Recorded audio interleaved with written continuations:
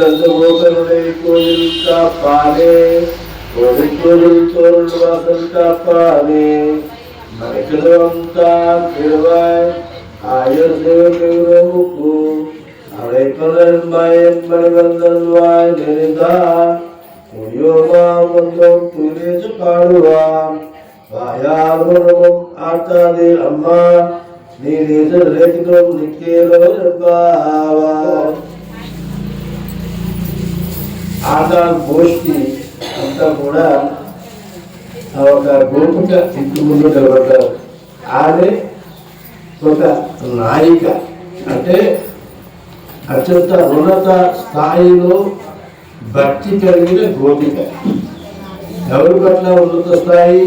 శ్రీకృష్ణ పరమాత్మ యొక్క ఆంతరంగికంగా ఆమె ఆయన మనసులో ఒక ఉన్నత ఆ గోపిక మీరందరికీ కూడా లీడర్, అంటే ఆమె అందరికీ చెప్తూ ఉంటుంది, మీరు ఇలా చేయండి, మీరు ఇలా చేయండి, మీరు ఇలా చేయండి.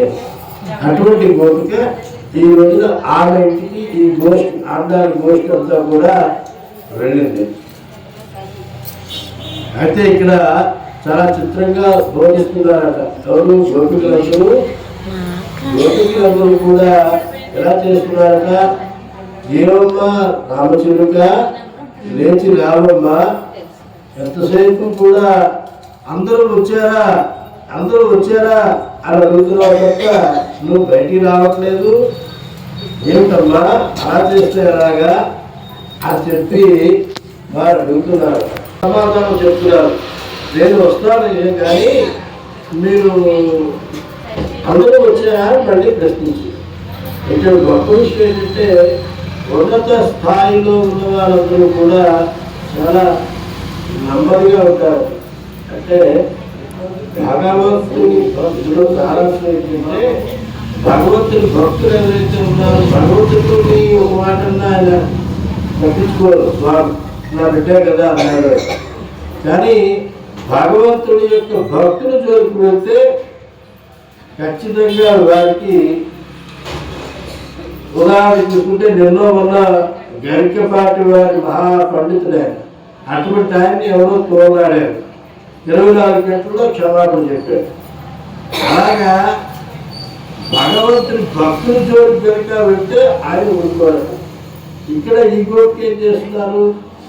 నువ్వు చాలా తెలివైనదారు అమ్మా, గోష్ఠిలో ఉన్న గోపికలందరూ అంటున్నారు, నువ్వు చాలా తెలివైనదారు అమ్మా, నువ్వు మాట్లాడే తీరు మాకెక్కడ వస్తుంది, నువ్వు శ్రీకృష్ణ ఆ విధంగా ఆకట్టుకుంటున్నావు అని ఎలా అంటుంటే, లేదమ్మా అటువంటి లేదమ్మా, మనందరూ గొప్పే, మీరు కూడా గొప్పే, ఎవరి భక్తి ఎటువంటిదో ఏం తెలుసు మనకి, మీ గొప్ప మీ స్థాయి ఏంటో స్వామి తెలుస్తుంది, నేను మీ అందరికంటే కూడా తక్కువ దాన్ని అని వినయపూర్వకంగా లోపల నుంచి చెప్తున్నారు, బయటికి రావట్లేదని.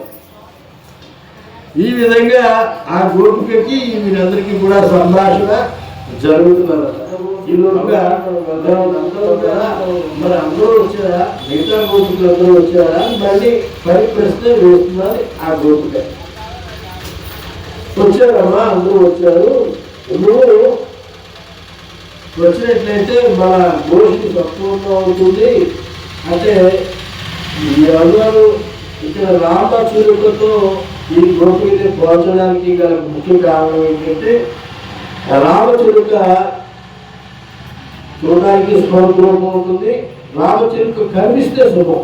7 సముద్రము, గుర్రాలు, 7 గుర్రాలు ఇలాంటివి మన కంటికి కనిపించినట్లయితే ఆ రోజు మనకు ఏదో శుభం జరుగుతుంది అని ఒక నాడు.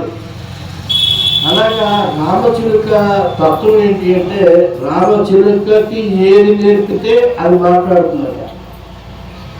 రామ రామ అంటే రామ రామ అంటుంది, కృష్ణ అంటే కృష్ణ అంటుంది. అదే అనకూడని పదాలు నేర్పితే అనకూడని పదాలు ఉంటుంది.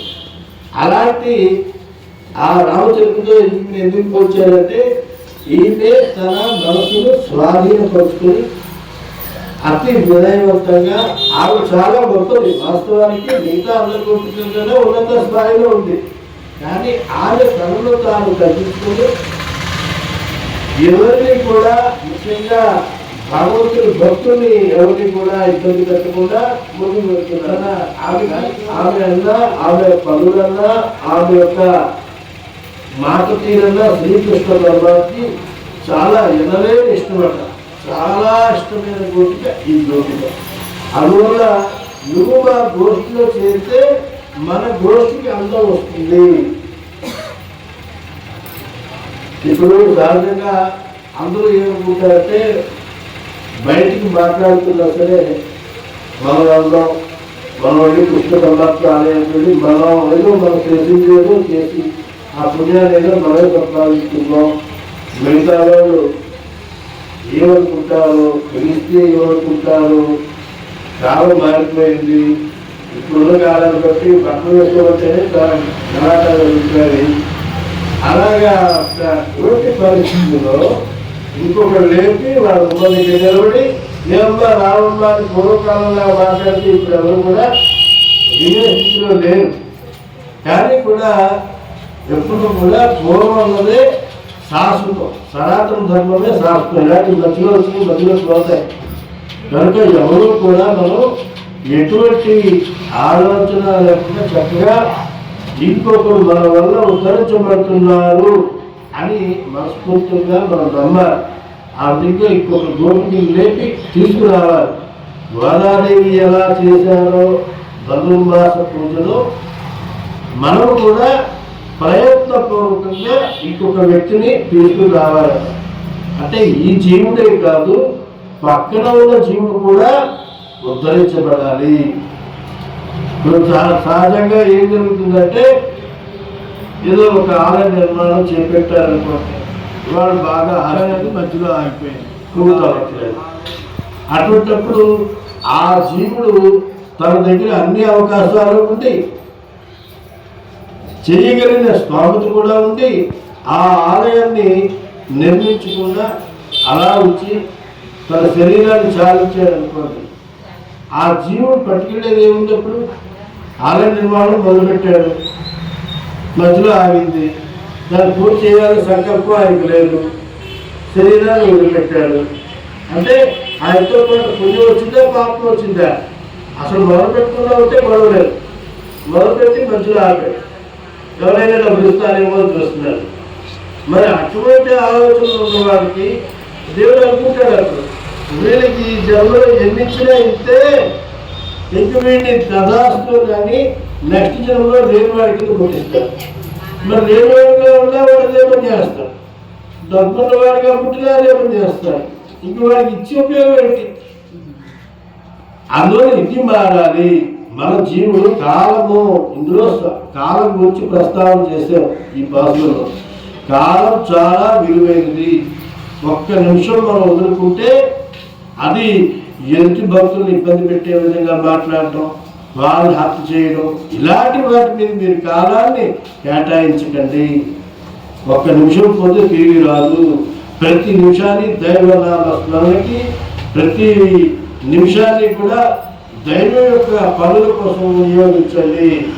దీని తాలూకా రిజల్ట్ మీకు తర్వాత తెలుస్తుందని ఈ రోజున కృష్ణ ఇది భగవాన్ ఉవాచ అంటే భగవంతుడే పలికిన మాటలట. ఏ విధంగా ఎదుటి వ్యక్తిని మీరు బాధ పెట్టకండి, మీరు ధర్మబద్ధంగా జీవించండి, మీకున్న దానిలో ఇటువంటి సాయం చేయండి అంటే అన్ని మంచి మాటలే కదా. అవి ఇవన్నీ కూడా మనసా వాచ ప్రయత్నపూర్వకంగా చేయబడుతున్నారు స్వామివారు. ఏదో ఫోర్స్ఫుల్లీ చేయొద్దు. ఆ యొక్క విషయాలను లోతుగా తీసుకువెళ్ళి చెప్పేవాడు ఆచార్యుడు. ఇంకా మీకు ఇలాంటి వాటిలో ఇంత తత్వం ఉండదు. ఒక వైష్ణవంలోనే ఈ తత్వం ఉంటుంది, ఆ లోతు ఉంటుంది. ఎక్కడ మనం పట్టుకుంటే పని అవుతుంది, స్వామివారిని ఏ విధంగా మనం చేరాలి అనేది ఆ వైష్ణవులోనే ఆచార్యుల ద్వారా ఈ భక్తులందరూ కూడా ఉద్ధరించబడతారు.